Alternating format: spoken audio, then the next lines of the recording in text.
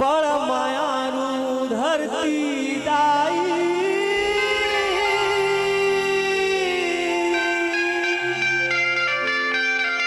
अनुपजे थर कोरा में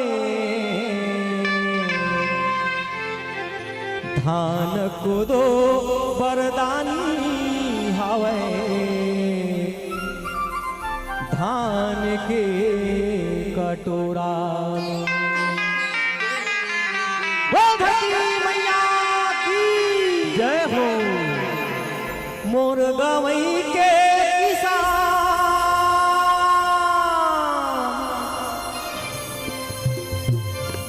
संगी होगे गादिहां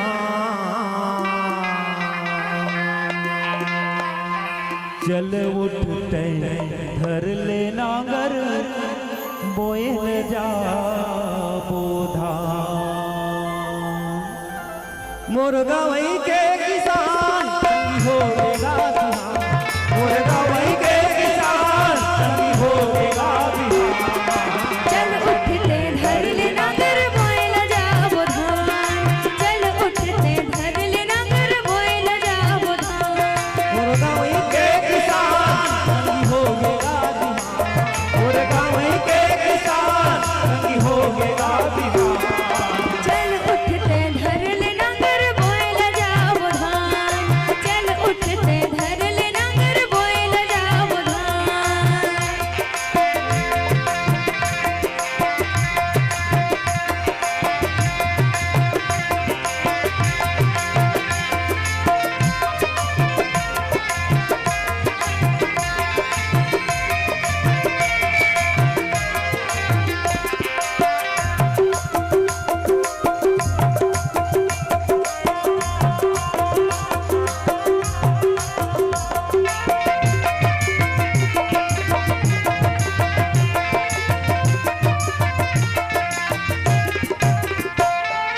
कल कलावत नदिया भलो गीत गुनगुनावे हरियावत धरती सुभर शीत बरसावे।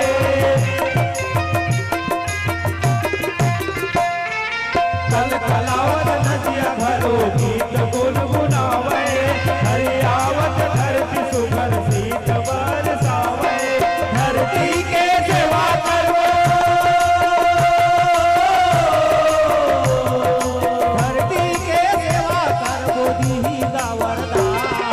चल उठते धर ले नांगर बोए ल जा बोधान चल उठते धर ले नांगर बोए ल जा बोधान।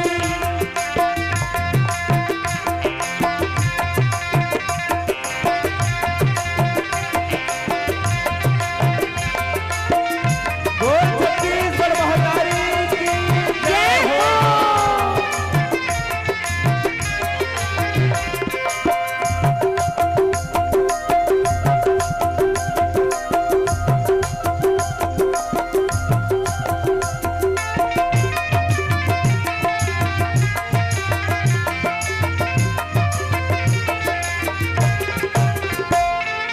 सावन के बरसात सबके मन लभाते जीजा पोरा भादो बहिनी बेटी आते।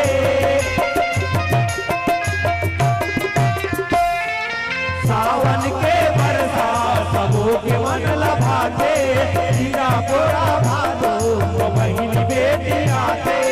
सेवा करो बहुला के सेवा करो बहुला के ही चल उठते धर ले नांगर बोए ल जा बोधान चल उठते धर ले नांगर बोए ल जा बोधान। मोर गवई के किसान संगी होगे गादिहां मोर गवई के किसान संगी होगे गादिहां चल उठते धर ले नांगर बोए ल जा बोधान चल उठते धर ले नांगर बोए ल जा बोधान चल उठते धर ले नांगर बोए ल जा बोधान चल उठते धर ले नांगर बोए ल जा बोधान।